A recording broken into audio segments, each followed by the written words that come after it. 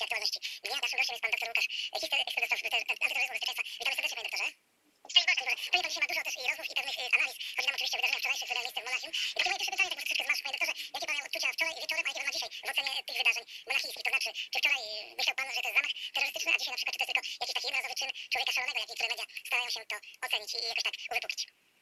Przede wszystkim ja zawsze tak samo podchodzę do tego rodzaju informacji o zamachach, o aktach terroru. Nigdy na początku nie klasyfikuję ich jako terroryzm, bo nigdy nie wiemy, co leżało u podstaw tego rodzaju zachowań. Co było tym katalizatorem, czy była to religia, polityka, choroba psychiczna, czy cokolwiek innego, czy wręcz jakiś zamach o charakterze kryminalnym. I dzisiaj też tego nie wiemy, więc bagatelizowanie, czy próba odsuwania tutaj na drugi plan tego kontekstu polityczno-religijnego w tej sytuacji nie jest też dobrym posunięciem.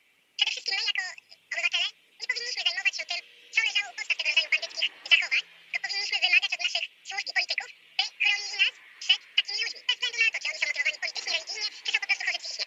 Służby są od tego, żeby nas chronić. I jak widzimy, w Polsce udaje się to w sposób bardzo dobry. Jesteśmy wolni od tego, co dzisiaj przeżywa Europa Zachodnia. Politycy w Europie Zachodniej zapomnieli, że mają służyć swoim obywatelom, że mają im być wierni i dbać o ich bezpieczeństwo. I ta postawa polityków przełożyła się też na służbę, przełożyła się na ich motywację, na ich zdolność do właściwego postępowania, rozpoznawania tego rodzaju zagrożeń. Niestety mamy sytuację taką, jaką mamy. Można byłoby powiedzieć, że sami są sobie winni, ale nie należy ich oskarżać, nie należy tutaj pod ich adresem kierować jakichś wielkich oskarżeń, a raczej martwić się o to i prosić o to, by jak najszybciej obudzili się z tego letargu, by jak najszybciej politycy i służby zaczęły właściwie reagować na tego rodzaju sytuacje. No właśnie, ale to panie doktorze, że to był 18-letni Irańczyk z dowodem osobistym niemieckim, wcale nie wyklucza jakiegoś, prawda, połączenia z państwem islamskim, bo niektórzy już takie mają wnioski, że to jest po prostu, pochodzenia Irańczyk, ale ma dowód niemiecki, więc jest obywatelem niemieckim. No ale tutaj możemy mieć przeróżne tutaj połączenia myślowe, no i też fakt, że jest jakaś klęska tej polityki willkommens, jak ktoś mówił, bo pani Merkel nie występuje jeszcze przez ostatnie 12 godzin, tylko jej wystąpienie jest za jakiś czas przygotowywane. Po pierwsze, nie powinniśmy głównego nacisku kłaść na to, czy ktoś był powiązany z Al-Kaidą, z państwem islamskim, bo tutaj oczywiście pojawia się pytanie, czy Iran to jest ten sam odłam islamu, którym kierują się ci fanatycy z państwa islamskiego. Nie podchodźmy tak do terroryzmu, jak niektórzy mają ku temu konotację, że jak terroryzm kiedyś to była Al-Kaida, jak dziś każdy terrorysta musi być państwo islamskie. Nieważne jak i czym jest motywowana taka osoba, jak bardzo jest zradykalizowana religijnie i politycznie. Dopuści takich czynów i tutaj nie powinniśmy mieć wątpliwości, że te wszelkie działania oparte o radykalne odłamy religijne będą dla nas groźne, bez względu na to, z której strony byśmy podchodzili. Nie próbujmy teraz usprawiedliwiać tych działań lub wskazywać, że w związku z tym, że był to Irańczyk, to nie może być powiązany z państwem islamskim, a tym samym nie możemy krytykować polityki wielokulturowości, polityki przyjmowania nielegalnych imigrantów, bo on nie pochodzi z tego środowiska. To jest zupełnie błędne koło, to jest próba pudrowania rzeczywistości niemieckiej, której niestety obywatele Niemiec płacą dzisiaj wielką karę za działania kanclerz Angeli Merkel. To ona w ostatnich latach doprowadziła do tej sytuacji, która jest dzisiaj. I Niemcy cierpią przez nią.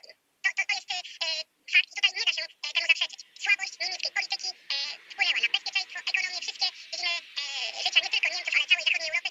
I tego efekty obserwujemy już od wielu miesięcy bardzo mocno. Francja, Belgia, Niemcy, już pomijając nawet same zamachy, które były tragiczne. Ale ta sytuacja permanentnego stanu kryzysowego, ta sytuacja permanentnego lęku obywateli przed tym, żeby korzystać ze swoich tych podstawowych wolności, swobody poruszania się, swobody korzystania z teatrów, kin, centrów handlowych, to jest doprowadzenie chyba do czegoś znacznie gorszego niż konwencjonalne, znane nam dotychczas konflikty. Bo dzisiaj teoretycznie nie jesteśmy w stanie wojny, jesteśmy w demokratycznych, stabilnych państwach, a mimo wszystko boimy się wychodzić na ulicę, boimy się korzystać z naszych podstawowych wolności. To jest największa tragedia, jaką sprowadziła na Europę polityka Niemiec, Francji i Unii Europejskiej. To też właśnie, i panie doktorze, no, takie było zawsze przeświadczenie, że gdzie, ale właśnie Niemcy są tym krajem takim, można powiedzieć, gdzie bezpieczeństwo jest zapewnione, że te służby są bardzo mocno sprawne, że no gdzieś tam dominuje ten porządek, ten taki ład. Dlaczego się pytam, no bo jestem tutaj laikiem, ale oddać 300 strzałów z Glocka 17, no nie jest taką łatwą sprawą w krótkim czasie, prawda? Jednak trzeba ileś tam tych ładunków przeładować, że chodzi mi o to, że ktoś się nie znalazł tam w takim centrum handlowym, to by bardzo szybko unieszkodliwił takiego terrorystę, jak pan to ocenia. Czy to rzeczywiście jest wtedy sytuacja zaskoczenia, paniki i nie ma żadnych służb obok takiego człowieka, takiego wydarzenia? Nie ma służb, ale też nie ma czegoś, co jest istotą tej pierwszej reakcji na zagrożenie, czyli obywateli. Unia Europejska, także rękami naszej komisarz Bieńkowskiej, jeszcze bardziej chce rozbroić Europejczyków. Chce odebrać nam prawo do obrony, chce odebrać zwykłym ludziom prawo do tego, by mogli chronić siebie, swoich bliskich, swoje mienie. Terrorystów, bandytów, jak widać, to nie odstrasza. Terrorysta i bandyta nie potrzebuje pozwolenia na broń. Terrorysta i bandyta nie potrzebuje pozwolenia, by pójść i kupić sobie broń, by kupić amunicję, a nam, zwykłym obywatelom, tym, którzy powinni wspierać instytucje państwa w ochronie własnego życia, życia tych najbliższych, już nie ma. Taka sytuacja w Stanach Zjednoczonych, w tych stanach, w których jest swobodne dostęp do broni, nie miałaby miejsca. Aż tak eskalowana jak tutaj nie obserwowaliśmy. Policja była zupełnie bezradna. Ochrona tego centrum handlowego zupełnie nie wiedziała, co się dzieje. Policjanci szukali człowieka widmo. Szukali go po całym mieście, zablokowali całe miasto. W sytuacji, kiedy on ciągle był w pobliżu tego centrum handlowego. Wyszedł z niego przez zupełnie niepokojony. A policja nawet nie była w stanie przeanalizować zapisów z monitoringu czy innych źródeł informacji, żeby zlokalizować tego człowieka. Ciągle szukano kogoś, kto nie istniał. Na koniec sam dokonał samobójstwa i tak naprawdę dzięki temu udało się jakoś opanować tę sytuację, bo tak mógłby dalej krążyć po mieście i zabijać kolejne osoby.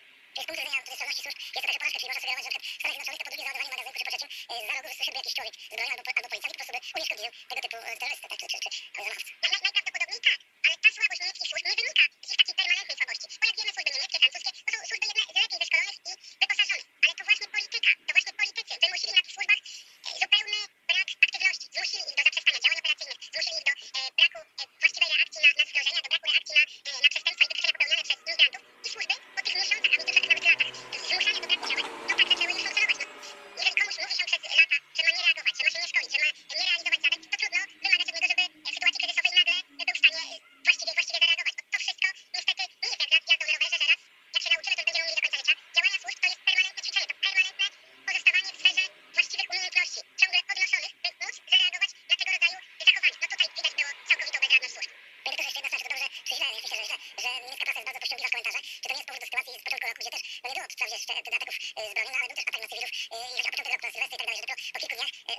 niemiecka i europejska dowiedziała się na przykład o atakach wtedy no, w niektórych miastach, kolonii i tak dalej. Czy to nie jest, można powiedzieć, tutaj bardzo ważna rola mediów w takim pewnym PR-ze, żeby PR kreślić, że Niemcy są bezpiecznym, stabilnym, mocnym krajem, a tu mimo wszystko takie wypadki.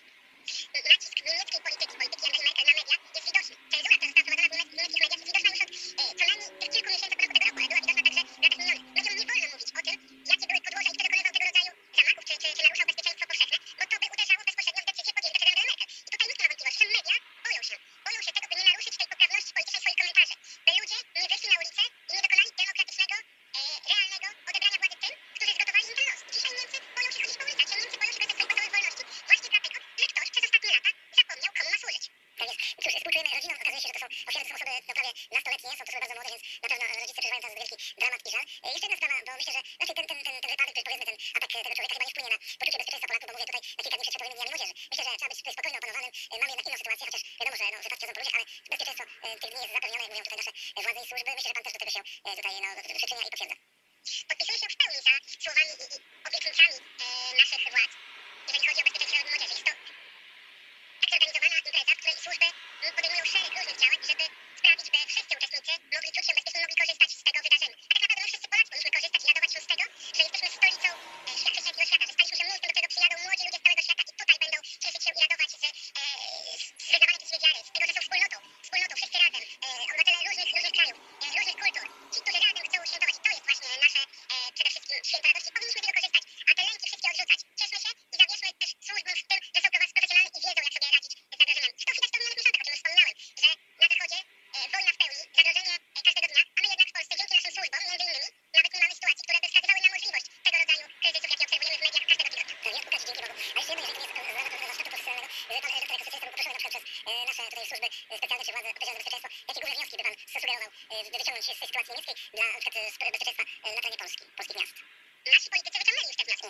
Od pół roku politycy pozwalają służbom realizować swoje zadania. Funkcjonariusze policji, biura ochrony rządu, straży pożarnej, straży granicznej, służb specjalnych, wywiadu czy kontrwywiadu doskonale wiedzą, co mają robić. Jeżeli tylko politycy pozwolą im wykonywać swoje zadania. I w Polsce tak się dzieje. Widać to w wypowiedziach polityków, widać to w wypowiedziach szefów tych służb, którzy mówią wprost. Tak realizujemy scenariusz bezpieczeństwa naszej ojczyzny. I oni to robią. Służby wiedzą, jak mają postępować. Służby wiedzą te taktyki, techniki działań, zarówno prewencyjnych, operacyjnych, jak i ratowniczych, niezmienne są od wielu lat i my z nich korzystamy. Ważne, by politycy nie naruszali tej właśnie cienkiej linii nacisku na służby, ograniczania ich zdolności, czy mówienia im wręcz o tym, że nie powinni podejmować swoich działań. W Polsce tego nie mamy. Tu jest wręcz odwrotna sytuacja, w której politycy każdego dnia stymulują służby także pochwałami w ich kierunku. Mówią, że służby są przygotowane, że służby są świetnie wyszkolone i wyposażone. To także jest potężny czynnik psychologiczny dla funkcjonariuszy i urzędników odpowiedzialnych za bezpieczeństwo, bo widzą, że ich praca nie idzie na marne. Widzą, że ich praca jest doceniana przez ich zwierzchników politycznych, ale widzą to też, że ich praca doceniana jest przez zwykłych obywateli. Co słychać w wypowiedziach medialnych, co można usłyszeć na ulicy. My czujemy się bezpiecznie. Czyli właśnie dać służbom środki też materialne i obdarzyć zaufaniem, że dobrze zrealizują swoje zadanie i to jest tutaj poświadczenie bezpieczeństwa, prawda? Tego zaufania.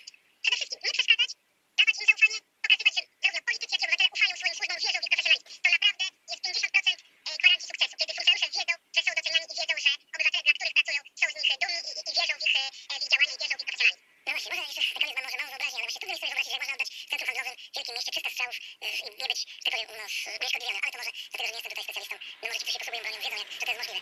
Ciągle to pytanie to nie pozostaje jednak taką tajemnicą.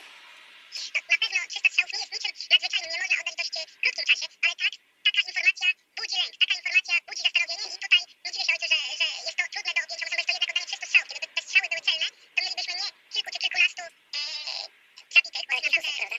ale kilkuset, więc to ma prawo budzić lęk i zaniepokojenie, natomiast nie jest to nic, czego jak widać nie dało się wykonać w tym centrum handlowym. No właśnie. Panie Drodzy, dziękuję bardzo za komentarz na gorąco do sytuacji, jaka miała miejsce i no nadal ma, bo myślę, że politycy niemieccy i służby niemieckie mają się nad tym zastanawiać. Dziękuję za rozmowę. Dziękuję. Dziękujemy, pozdrawiamy, do usłyszenia. Szczęść Boże, naszym gościem był pan doktor Łukasz Kister, ekspert do spraw bezpieczeństwa i terroryzmu. Dziękujemy za rozmowę, pozdrawiam.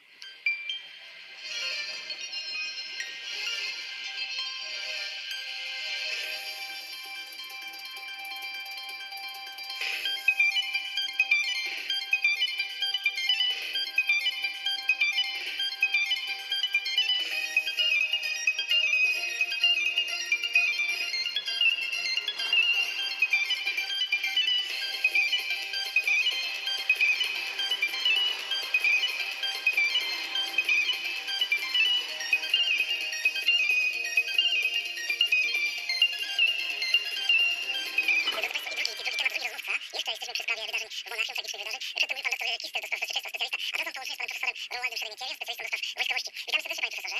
Witam. Witam serdecznie. Ja mam takie pytanie, Jak pan oceniając to wydarzenie tragiczne, bolesne dla Niemiec, jak pan ocenia to w kontekście, powiedzmy, europejskim, a nawet światowym? Czy te doświadczenia wpłyną jakoś na politykę, nie wiem, militarną Unii Europejskiej i na przykład, dlaczego pani Merkel do tej pory jeszcze się nie wypowiedziała, nie oceniła wydarzeń, nie wiem, nie powiedziała, że ta polityka willkommens, czy willkommen jest, jest bardzo sprawdzona. Jak pan to ocenia? To znaczy tak, problem, wydaje mi się, na ten problem tych zamachów, które mają miejsce na Europie Zachodniej, trzeba spojrzeć z trochę innego, z trochę innej perspektywy.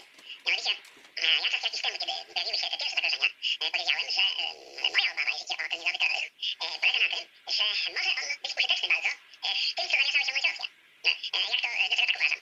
Mianowicie, Federacja Rosyjska, przywódcy Rosji wyraźnie mówią o tym, że chcą odbudować pozycję Rosji jako mocarstwa i dążą do tego, to widać i nie trzeba specjalnie nikogo przekonywać, chociażby na Kaukazie i w Gruzji i na Ukrainie, no, że starają się rozszerzać jakby swoje wpływy, niekoniecznie środkami pokojowymi.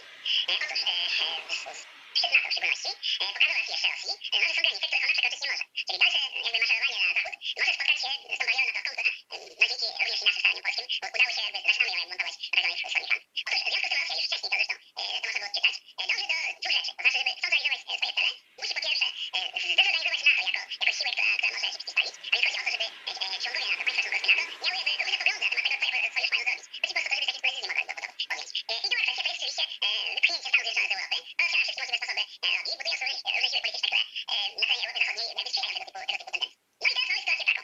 Ja postawiłem na to bujającą tezę, że destrukcja porządku wewnętrznego państw Europy Zachodniej, Francja, Belgia, dziś Niemcy, poprzez ten terroryzm jest użyteczna dla Rosji, ponieważ po pierwsze doprowadzi do destrukcji wewnętrznej w tych państwach, a więc tym samym osłabi je jako państwa w sojuszu. Ale z drugiej strony Rosja w takim razie deklaruje się jako sojusznik Zachodu w zwalczaniu tegoż terroryzmu. A więc pojawia się tendencja po stronie Niemiec, Francji, Włoch itd., aby odpowiedzieć pozytywnie na to, co oferuje Rosja. Ja sądzę, że Moskwa może posłużyć się tym terroryzmem, który nie musi być przednio sterowany, to może być akcja islamistów niezależna, ale może się posłużyć w pewnym sensie tak, jak Stalin posłużył się Hitlerem. Bo wiadomo, że Hitler nie rozpocząłby wojny, nie napadłby na Polski, gdyby nie miał paktu Ribbentrop-Mołotow. To liczy się wiadomo ponad 100%.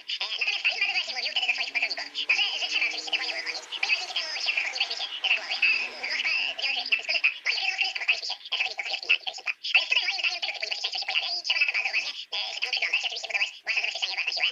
No i oczywiście czekamy, tak, co zrobi prezydent Stanów Zjednoczonych następnie po prezydencie Obamie, jaką politykę będzie realizował, bo od tego też bardzo wiele zależy. No właśnie, to jest ta jedna teza. A druga, pani profesor, proszę mi, może nam jeszcze taką rzecz wytłumaczyć, bo rozumiem, że teraz mamy, że tak powiem, sprawdziliśmy stan NATO, a więc tutaj, że siły są połączone, że siły są sprawdzone w jakiś sposób. Teraz jak dalej będzie wyglądała sytuacja w Unii Europejskiej?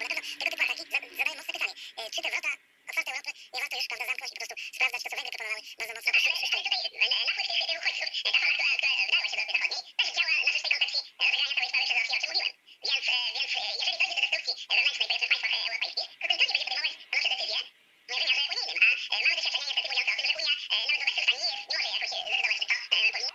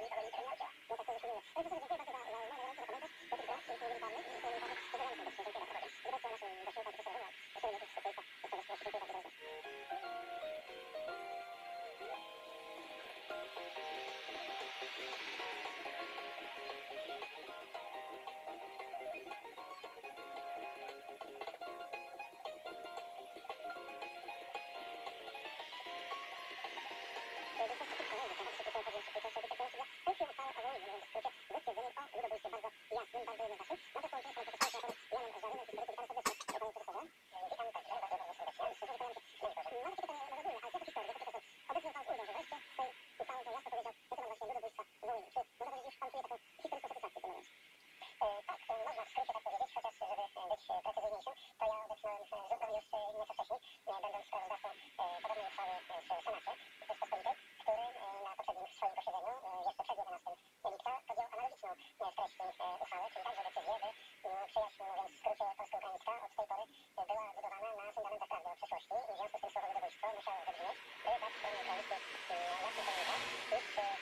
pamięci polskiej wrażliwości, której nie chcemy deptać jako reprezentanci narodu, tkwi bardzo wyraźna rana wynikająca z tych tragicznych wydarzeń w czasie II wojny światowej, podczas których to oddziały ukraińskiej armii powstańczej, inne formacje ukraińskie, także niestety ludność cywilna ukraińska na rozkaz tychże formacji wzięli udział w ludobójczych aktach strasznych w swej i wymowie i w takim brutalicznym opisie, a których ofiarami byli niewinni Polacy, ludność cywilna, mężczyźni, kobiety, dzieci, we wszystkim cały przekrój społeczny, ponieważ cały bezpieczeństwo było odbyte się ramach polskiego ziem, które te formacje ukraińskie uznały, że mają być w sposób rasistowski, traktując swoje wyzwania ideologiczne, przydatne dla przyszłego państwa ukraińskiego.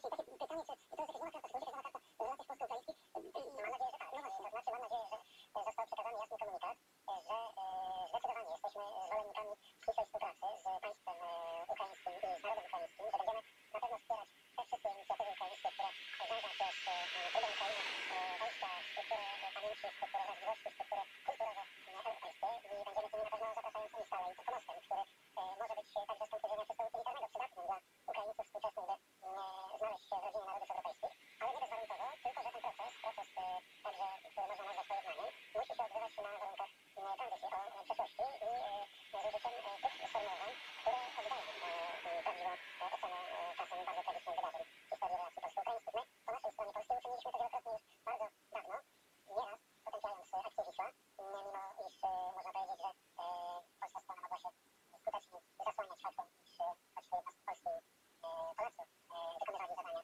związane z powojenną akcją Wisła, to przecież byliśmy pod rządami totalnego państwa zarządzanego przez komunistów, których w Polsce nie cierpią. Ale nie braliśmy takiej wersji uważań jako strona przepraszająca za akcję Wisła, tylko uznaliśmy, że było to haniebne, bo było to haniebne i dlatego trzeba było za to jednoznacznie przeprosić.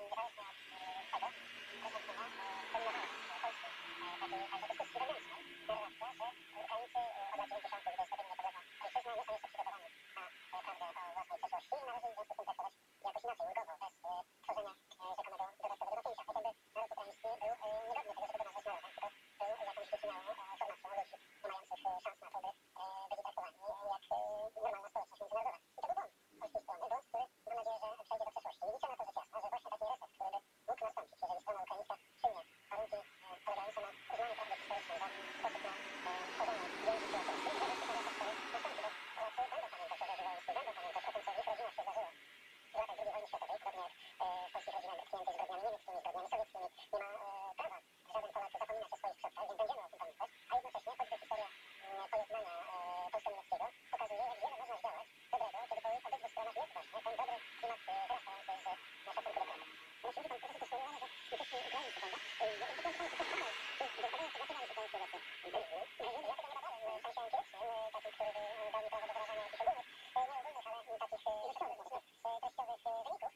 Myślę, że na terenie Ukrainy są takie badania podejmowane. Natomiast wydaje się z tego przynajmniej oglądu zewnętrznego, Polaka jakoś zaangażowanego w problemy dotyczące wschodniego sąsiada naszego, że istnieje tam na terenie Ukrainy proces budowania współczesnej tożsamości narodu, w której to tożsamości z jednej strony bardzo ważnym czynnikiem jest współczesność, szczególnie Majdan, szczególnie wcześniejsza pomarańczowa rewolucja, które mam nadzieję, że ostatecznie gdzieś odnajdą się w tej tożsamościowej drodze dla współczesnych i przyszłych pokoleń Ukraińców, chociaż ten proces, jak widać, nie jest wcale taki łatwy, a jednocześnie to budowanie tożsamości jest oparte na dość wygłębionym potraktowaniu przeszłości narodu ukraińskiego i ta państwowa wersja wydarzeń z przeszłości, w której to państwowej wersji Banderowcy byli stali się budowniczymi tradycji narodu Ukrainy, jest w jakiejś mierze sztucznie narzucana znacznej części ludności ukraińskiej, która wcale nie jest przywiązana do jakichś antypolskich resentymentów. Ja tego wśród ludności ukraińskiej, poza może częściowo zachodnią częścią lwowskiej ziemi, nie widzę. Bardzo wiele jest przykładów współczesnego, bardzo dobrego dialogu polsko-ukraińskiego, między innymi za sprawą aktywności kapłanów polskich, którzy można powiedzieć, że odbudowywują na terenie dzisiejszej Ukrainy także taką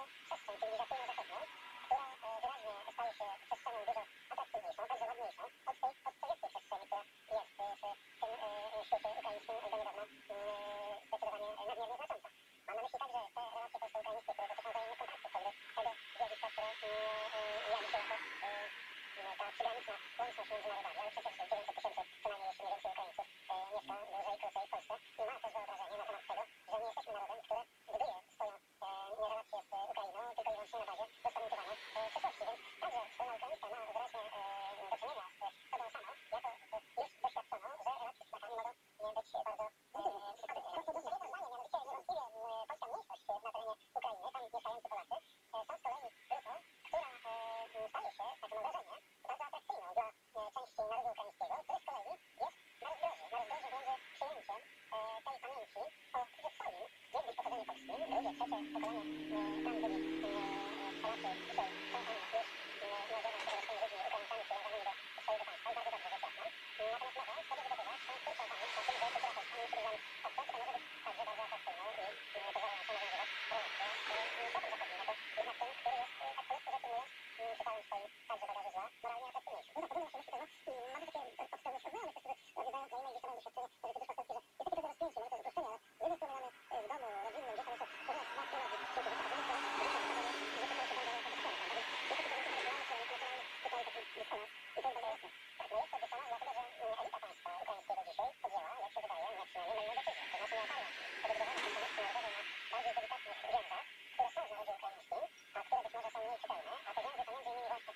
Możliwość przyjęcia także kultury polskiej, także kultury